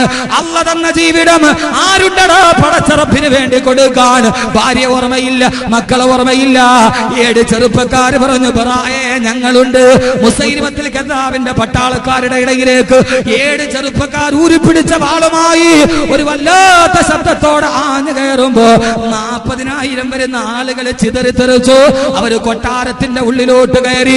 ആ കൊട്ടാരത്തിന്റെ ഏറ്റവും വലിയ മതിലിന്റെ വാതിലടച്ച് കളഞ്ഞു. എന്നിട്ട് വാതിലിന്റെ പുറകുഭാഗത്ത് ഏറ്റവും വലിയ കൂട്ടം മതിലാണ്. ആ മതിലിന്റെ പുറകത്ത് നിന്നിട്ട്, മതിലിന്റെ പുറകിൽ ഒളിച്ചു നിന്നിട്ട് അവിടെ നിന്ന് അമ്പുകൾ ചെയ്യാൻ തുടങ്ങി. സഹോദരങ്ങളെ, സഹോദരങ്ങളെ, ഹർ കർബലാ കെ ബഅദ് ഇസ്ലാം സിന്ദാ ഹോഗാ, ഇസ്ലാം സിന്ദാ ഹോഗാ. 1000 കർബലകൾ നടക്കുകയാണ്. അല്ലാഹുവിന്റെ റസൂലിന്റെ സഹാബത്ത് അസ്ത്രങ്ങളേറ്റ് പെടഞ്ഞ് വീടുമ്പോ അവരെ തിരിച്ചക്രമിക്കാൻ കഴിയില്ല. കന്മതിലിന്റെ മറിവിലാണ്. ആ മതിൽ ചാടിക്കടക്കാനും കഴിയില്ല. ഒളിയുദ്ധത്തിൽ റസൂലുള്ളാഹിയുടെ സഹാബത്ത് പിടഞ്ഞ് താഴെ വീടുമ്പോ ബറാഅ ചെറുപ്പക്കാരൻ എഴുന്നേറ്റ് നിന്നു. നിങ്ങൾ ആരെങ്കിലും ഓടി വരിക, ഒരു വലിയ ചക്രത്തിന്റെ മുകളിൽ എന്നെ ഇരുത്തുക. എന്നിട്ട് ആ ചക്രം ഇങ്ങനെ തൂക്കിയെടുത്തിട്ട് ആ മതിലിന്റെ മുകളിലോട്ട് വലിച്ചെറിയുക. അവരെന്നെ കൊന്നാലും ശരി, വേണ്ട ബറായെ, വേണ്ട, വേണ്ട ബറായെ, വേണ്ട. അവരുടെ ഇടയിൽ നീ പോയി വീടാ, അവര് നിന്നെ വെട്ടി നുറുക്കി കളയും ബറായെ. ഇല്ല ഇല്ല നബിയേ, ഞാൻ രക്തസാക്ഷിയായാൽ എനിക്ക് സ്വർഗമല്ലേ? അതല്ലെങ്കിൽ എന്റെ ശരീരത്തിന് ജീവനുണ്ടെങ്കിൽ അകത്ത് നിന്ന് വാതിൽ ഞാൻ തുറന്നു തരാൻ നബിയേ. ബറാഅ എന്ന ഒറ്റാളല്ലേ മരിക്കുകയുള്ളൂ. ഈ സഹാബത്ത് മരിക്കില്ലല്ലോ നബിയേ. അള്ളാന്റെ ദീൻ തകരില്ലല്ലോ നബിയേ. പോയാലൊരു ബറാഅ അല്ലേ, നിന്നാല് അള്ളാന്റെ ദീനല്ലേ. എനിക്കെന്റെ ജീവിതം പ്രശ്നമല്ല നബിയേ. അറിയണം ചെറുപ്പക്കാരാ, ആർക്കു വേണ്ടിയെന്നറിയോ? 60,000 രൂപയ്ക്ക് വേണ്ടി അറബ് മാടിനെ വെട്ടുന്ന ലാഘവത്വത്തോട് ഒരു പച്ച ചെറുപ്പക്കാരനെ വെട്ടിമുറിക്കുന്ന അസുര രാഷ്ട്രീയത്തിന്റെ അസുരതന്ത്രങ്ങളല്ല. അള്ളാന്റെ ദീനിനു വേണ്ടി, പടച്ചറപ്പിന്റെ സ്വർഗത്തിന് വേണ്ടി ഒരു വലിയ തൊട്ടിയിലേക്ക് കയറ്റി. കാരണം എന്തെന്നറിയോ? ബറാഅ റളിയല്ലാഹു അൻഹു മെലിഞ്ഞ മനുഷ്യനാണ്, കറുത്തവനാണ്, തലമുടി കറുത്തവനാണ്. ബറാഇന് ഭാരം കുറവായതുകൊണ്ട് വലിയ മതിലിലോട്ട് എടുത്തെറിയാൻ എളുപ്പമാണ്. സഹാബത്തൊരു വലിയ പമ്പരത്തിന്റെ മുകളിൽ കയറി. എന്നിട്ടത് പിടിച്ചിട്ട് ആഞ്ഞു വലിച്ചെറിഞ്ഞു. ബറാഅ റളിയല്ലാഹു അൻഹു മതിലിന്റെ മുകളിലൂടെ കോട്ടയ്ക്കുള്ളിൽ ചാടി. വീഴേണ്ട താമസം. 100 കണക്കിന് ആളുകൾ ചത്തുകിടക്കുന്ന ആടിനെ വെട്ടുന്നത് പോലെ, സഹോദരങ്ങളെ, പാമ്പിനെ കണ്ടാൽ കാണുന്നവനെല്ലാം ഓടിച്ചെന്നടിക്കുന്നത് പോലെ ശത്രു സമൂഹത്തിന്റെ നടുവിൽ പെട്ടുപോയ ബറാഅ റളിയല്ലാഹു അൻഹുവിനെ 4 പാടും തലങ്ങും വിലങ്ങും വെട്ടുമ്പോ ചാടി എഴുന്നേറ്റ് ഉടവാള് വീശിയിട്ട് ഓടിച്ചെന്ന് ബറാഅ റളിയല്ലാഹു അൻഹു ജന്മത്തിന്റെ സാഫല്യം പോലെ, ഞാൻ ഈ ദുനിയാവിൽ ജീവിച്ചതിന് അടയാളം വേണ്ടേ? ഓടിച്ചെന്ന് കോട്ടയുടെ വാതില് തുറന്നു. സഹാബത്ത് ഇരച്ചു കയറി. 1000 കണക്കിന് സഹാബത്ത് പൊരുതിയിട്ട് മുസൈലിമത്തുൽ കദ്ദാബിന്റെ പട്ടാളക്കാര് തോട്ടോടി. അവസാനം നോക്കുമ്പോ 94 ഷർട്ടുകളേറ്റിട്ട് ബറാ റളിയല്ലാഹു അൻഹു കിടന്ന് പിടയുകയാണ്. ചുമലിലേറ്റിയിട്ട് സാബത്ത് കൊണ്ടുവന്ന് 2 മാസം ഖാലിദ് റളിയല്ലാഹു അൻഹു മരുന്ന് വെച്ച് കെട്ടി പരിഹരിച്ചു ബറായിന്. 2 മാസം കഴിഞ്ഞിട്ട് മുറിവ് ഭേദമായി. ബറാ റളിയല്ലാഹു അൻഹു പൊട്ടിക്കരയുകയാണ്. എന്താ ബറായെ? ഖാലിദ് റളിയല്ലാഹു അൻഹു ചോദിച്ചപ്പോ, എന്തിനാ കരയുന്നത്? ഞാൻ കരയുന്നത് എന്റെ ഭാഗ്യം പോയില്ലേ, ഷഹീദാവാൻ ഞാൻ എടുത്തു ചാടിയതാണ്. 94 വെട്ട് കിട്ടിയിട്ട് എന്റെ ശരീരം വെട്ടിമുറിച്ചിട്ട് എനിക്ക് ഷഹീദാവാൻ കഴിഞ്ഞില്ലല്ലോ. ഇനി ഞാൻ ഈ ഭൂമിയിൽ എന്തിന് ജീവിക്കണം? ഈ ഭൂമിയിൽ ഇനി ഞാൻ എന്തിന് ജീവിക്കണം? എന്റെ ജന്മം സാഫല്യമായില്ലല്ലോ, എനിക്കും മരിക്കാൻ കഴിഞ്ഞില്ലല്ലോ. നമുക്ക് എങ്ങനെയെങ്കിലും ജീവിക്കണം. അത് വേറെടുത്തണ്ട പള്ളക്ക് കുത്തിയിട്ടാണെങ്കിലും വേണ്ടില്ല, അവന്റെ അതിർത്തിക്കല്ല് പിഴുതിട്ടാണെങ്കിലും വേണ്ടില്ല, അവന്റെ വീട്ടിലെ കലഹമുണ്ടാക്കിയിട്ടാണെങ്കിലും വേണ്ടില്ല, അന്യന്റെ അപഹരിച്ചിട്ടാണെങ്കിലും വേണ്ടില്ല. എനിക്ക് ജീവിക്കണം, എനിക്ക് ജീവിക്കണം. അവർക്കാണെങ്കിലോ മരിക്കണം. ബറാ അവിടെയും മരിച്ചില്ല, ഷഹീദായില്ല. എന്താ ഒന്ന് ചിന്തിച്ചു നോക്കി. അവർക്ക് ഭാര്യയില്ലായിരുന്നു, അവർക്ക് മക്കളില്ലായിരുന്നു. എന്റെ പൊന്നു ചെറുപ്പക്കാരെ, ഈ റോപ്പിലൊക്കെ ഇങ്ങനെ തൂങ്ങിയാടണ സാഹസിക നായകന്മാരെയൊക്കെ റോൾ മോഡലാക്കുന്ന ആളുകളുണ്ട്. ഉണ്ടെങ്കിൽ കേട്ടോളി. ജോൺ സീനായും ഗ്രേറ്റ് കാലിയൊക്കെ നമ്മുടെയൊക്കെ മുമ്പിൽ വലിയ വീരപുരുഷന്മാരാ. കാരണം 10 വരെ ഒന്നിച്ചിടിച്ചിടും. എന്നാ കേൾക്കുമോനെ, ഈ കയറിലൊക്കെ ഇങ്ങനെ തൂങ്ങിയാടിയിട്ട് വെടിവെക്കുന്ന ആളുകളെ കാണുമ്പോൾ എന്താ ഒരു പ്രകടനം, എന്താ ഒരു പ്രകടനം അവരുടെ. നമ്മൾ അവരെയൊക്കെ 6 പായ്ക്ക് 8 പായ്ക്കൊക്കെ ആയിട്ട് അവരെ പോലെ ആവാൻ ശ്രമിക്കും. അതിനേക്കാൾ വലിയ വീരനായകരെ കാണിച്ചുതരാം. അതിനൊക്കെ ഒരു അറുതിയുണ്ട് മോനെ, അതിനൊക്കെ ഒരു അറുതിയുണ്ട് മോനെ. നിന്റെയൊക്കെ റോൾ എവിടം വരെയാണ് ഇതിന് അറുതിയില്ലാത്തത്? നിന്റെ റോൾ മോഡലായിരുന്ന ഇന്ത്യ രാജ്യത്തിന്റെ ക്രിക്കറ്റ് ചരിത്രത്തിലെ ഏറ്റവും വലിയ സൗന്ദര്യത്തിന്റെ ഉടമ, 4 പെണ്ണുങ്ങൾ ഒരേ സമയത്ത് എന്നെ കെട്ടിച്ചു കൊടുക്കണമെന്ന് പറഞ്ഞ് ഒരു ദിവസം വീടിന്റെ മുമ്പിൽ ഉപവാസം നടത്തിയ ഇന്ത്യൻ ക്രിക്കറ്റിലെ ഏറ്റവും വലിയ സൗന്ദര്യത്തിന്റെ ഉടമ, യുവാക്കളുടെ ഹരമായിരുന്ന ഒരു ഓവറിൽ 6 സിക്സർ പരത്തിയിട്ട് ലോകത്ത് റെക്കോർഡിട്ട നിന്റെ യുവരാജിന് ക്യാൻസർ വന്നു. നിന്റെ യുവരാജിന് ക്യാൻസർ വന്നു. ആ ക്യാൻസർ തൊണ്ടക്കുടിയിലായിരുന്നു. ഇല്ല സഹോദരങ്ങളെ, എല്ലാത്തിനും ഒരറുതിയുണ്ട്. പൊന്നുപെങ്ങളെ, സൗന്ദര്യത്തിന്റെ റോൾ മോഡലായി സ്ലിം ബ്യൂട്ടി എന്നറിഞ്ഞിട്ട് കണ്ണാടിക്ക് മുമ്പിൽ ഇരുന്നിട്ട് എന്താണ് എന്റെ ചേന പോലെ വീർത്ത ശരീരം, എന്നാണ് ഇങ്ങനെ ഒട്ടിപ്പിടിക്കുന്നതെന്ന് റോൾ മോഡലാക്കി നോക്കിയ നിന്റെ മമതയ്ക്കും ഒന്ന് ക്യാൻസർ. ഇല്ല, ലോകത്താരും ഒഴിവല്ല. അവര് ഭക്ഷണം സൂക്ഷിച്ച് കഴിക്കുന്നവരാണ്. അവർക്ക് പ്രത്യേകിച്ച് ഡയറ്റീഷ്യൻ ഉണ്ട്. അവര് പട്ടിണി കിടന്നിട്ട് സ്ലിമാക്കിയവരാണ്. പക്ഷെ അവർക്കും വന്നു ക്യാൻസർ. നമ്മളല്ലേ വളവിൽ പോയി ഞായറാഴ്ചയും 3 കിലോ പത്രച്ച് മേടിച്ചിരുന്നുള്ളൂ.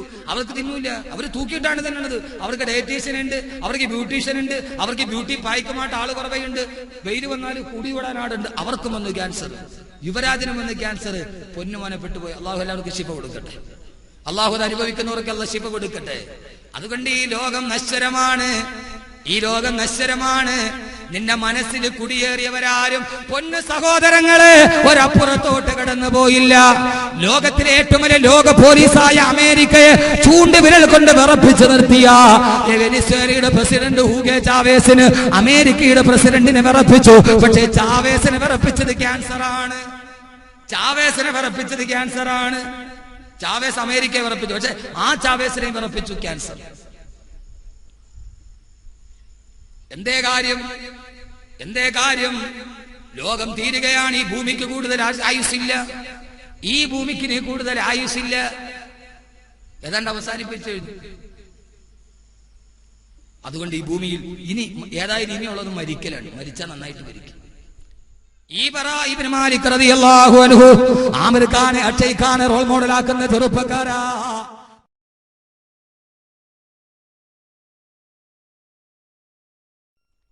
ഈ ബറാ ഇബ്നു മാലിക് റളിയല്ലാഹു അൻഹു ആമിർ ഖാനെ അക്ഷയ് ഖാനെ റോൾ മോഡലാക്കുന്ന ചെറുപ്പക്കാരാ. ദസ്തറിൽ വെച്ചിട്ടാണ് ഹുർമുസാന്റെ പട്ടാളക്കാരുമായി യുദ്ധമുണ്ടാകുന്നത്. ആ സമയത്ത് പട്ടാളക്കാർ ഏറെ പറയാൻ സമയമില്ല. അവരിതേപോലെ കോട്ടയുടെ പുറകിലൊളിച്ചു. എന്നിട്ടൊരു വലിയ ചങ്ങലയിൽ കയറ് കൊളുത്തിയിട്ട് വെളിയിൽ നിൽക്കുകയാണ് സഹാബത്ത്. ആ ചങ്ങലയുടെ താഴ്ഭാഗത്ത് നല്ല കൊളുത്തുണ്ടാക്കിയിട്ട് ചുട്ടുപടിപ്പിച്ച ഇരുമ്പിന്റെ അഗ്രത്തിലുള്ള കൊളുത്ത് കോട്ടവാതിലിന് മുകളിലൂടെ വലിച്ചെറിയും. ആ കൊളുത്ത് ഏത് സഹാബിയുടെ പള്ളയിലാണോ കൊളുത്തി കയറുന്നത്, ആ ചങ്ങല അപ്പുറത്ത് നിന്ന് അവര് വലിക്കുമ്പോ അയാള് പള്ളയിൽ കുടുങ്ങിയിട്ട് മുകളിലോട്ട് കയറി വരും. ആ മനുഷ്യന്റെ കുടൽമാലകൾ കീറിപ്പോകും. 18 സഹാബത്തിനെയാണ് ഇങ്ങനെ. എന്ത് ചെയ്യണമെന്നറിയില്ല. കോട്ടവാതിലിന്റെ പുറകിൽ ഒളിച്ചു നിന്നിട്ട് ബോളിവുഡിന്റെ സിനിമ കണ്ട് അമ്പരന്ന് നിൽക്കണ്ട. ഇത് സഹാബത്തിന്റെ കടയാണ്. ചങ്ങലയിൽ ചുട്ടുപടുത്ത് കിടക്കുന്ന ഇരുമ്പ് കൊളുത്തുണ്ടാക്കിയിട്ട് ആഞ്ഞെറിയുമ്പോ ആയിരക്കണക്കിന് സഹാബത്തിനെ കൊളുത്തിയെടുക്കുമ്പോ ആ സമയത്ത് ബറാഅ റളിയല്ലാഹു അൻഹു ഇവിടെ നിൽക്കുന്നുണ്ട്. കരികരുത്ത ചെറുപ്പക്കാരൻ, നിങ്ങളെ പോലെയുള്ള ചെറുപ്പക്കാരൻ. സഹോദരങ്ങളെ, ബറാഅ റളിയല്ലാഹു അൻഹു നോക്കുമ്പോ തന്റെ തൊട്ടടുത്ത സഹോദരൻ അനസ് റളിയല്ലാഹു അൻഹു ആരുടെ പുറത്താണ് വരുന്നതെന്നറിയില്ല. ചുട്ടുപടുത്ത് കിടക്കുന്ന ചങ്ങല ആഞ്ഞു വരുന്നു.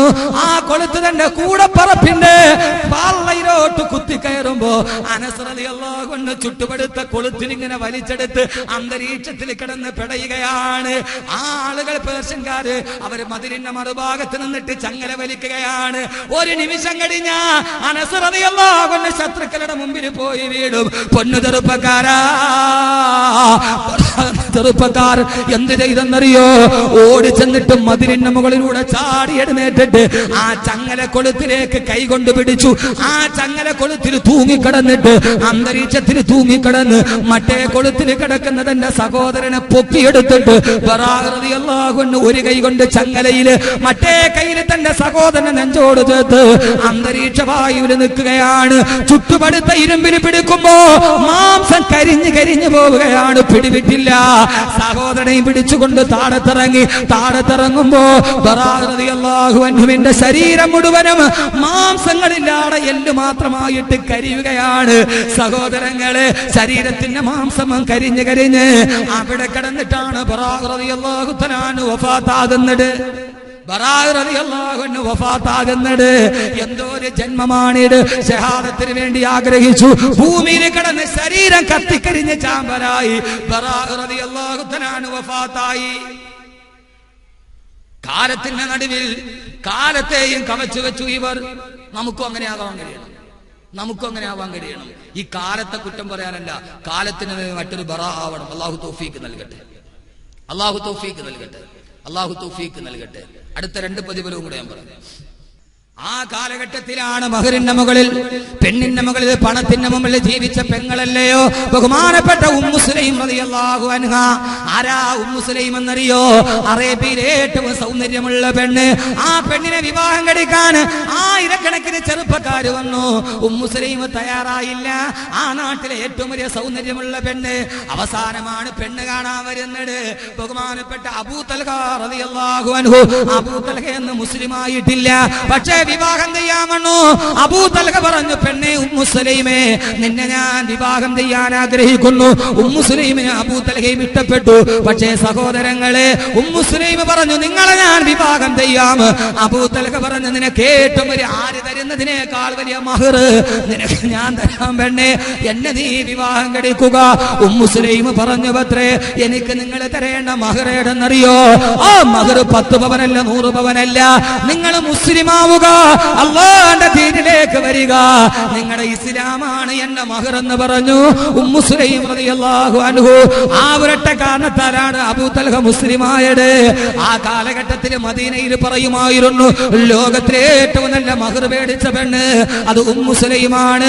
അല്ലാഹുവിന്റെ റസൂൽ പറഞ്ഞു, ഉമ്മു സുലൈമേ, മറ്റൊരാളുടെ ഇസ്ലാം നിന്റെ മഹറായി മാറിയല്ലോ എന്ന് ബഹുമാനപ്പെട്ട ബീവി ഉമ്മു സുലൈം റളിയല്ലാഹു അൻഹ ഇസ്ലാമിനെ മഹറായി സ്വീകരിച്ചു. നിങ്ങൾ മുസ്ലിമാവ്, എന്നാൽ ഞാൻ സ്വീകരിക്കാം.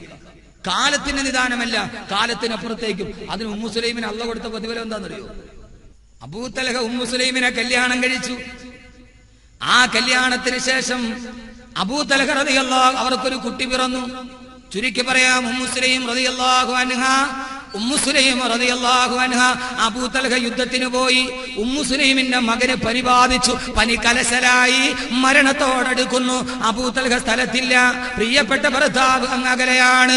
ഉമ്മു സുലൈമിന്റെ കൈകളിൽ പെടഞ്ഞ് മരിച്ചുപോയി. ഏക സന്താനം മരിച്ചുപോയി. അള്ളാന്റെ റസൂലിനോട് ചോദിച്ചു, നബിയേ യാ റസൂലല്ലാഹ്, അള്ളാന്റെ തിരുദൂതരെ, എന്റെ മകൻ മരിച്ചു, അബൂ തൽഹ വരുന്നത് വരെ കാക്കണോ, അതല്ലയോ ഖബറടക്കട്ടെ നബിയേ? അള്ളാന്റെ റസൂല് പറഞ്ഞ് ഖബറടക്ക്. ഉമ്മു സുലൈം എന്ന പെണ്ണ്, ഒറ്റ പെണ്ണ്. ഉമ്മു സുലൈമിന് ഒരു അപരനാമമുണ്ട്, എന്തെന്നറിയോ? കണ്ണുനീർ പോളക്കാരി. കരഞ്ഞ് കണ്ണുനീര് പോലും നീര് വന്നു പോയി ഉമ്മു സുലൈം. കണ്ണുനീർ പോളക്കാരി. സഹോദരങ്ങളെ, ഉമ്മു സുലൈം കരഞ്ഞു തളർന്നു. കുറെ നാൾ കഴിഞ്ഞ് അബൂ തൽഹ വന്നു. എവിടെ എന്റെ പൊന്നുമോൻ, എവിടെ?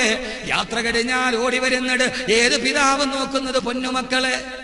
സഹോദരങ്ങളെ, ആ സമയത്ത് ഉമ്മു സുലൈമിനോട് അബൂ തൽഹ ചോദിച്ചു, മോനെവിടെ?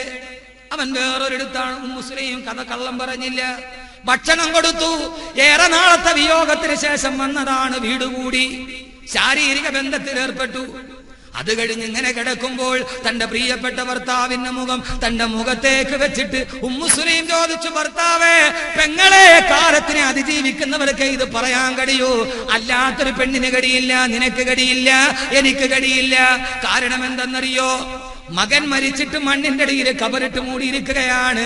ഭർത്താവിനോട് ചോദിച്ചു, ഭർത്താവേ, ഒരാള് നമ്മുടെ കയ്യിൽ ഒരു സാധനം അമാനത്തായിട്ട് തന്നു, അയാള് തിരിച്ചു വിളിച്ചാൽ തിരിച്ചു ചോദിക്കുമ്പോൾ അത് കൊടുക്കണ്ടേ? മുസ്ലിമിനോട് അബൂ തൽഹ പറഞ്ഞു, കൊടുക്കണം. മുസ്ലിം പറഞ്ഞു, എന്നാൽ നമ്മുടെ പൊന്നുമോൻ അല്ലാഹ് നമുക്ക് തന്ന അമാനത്തല്ലയോ, അവനെ അല്ലാഹു തിരിച്ചു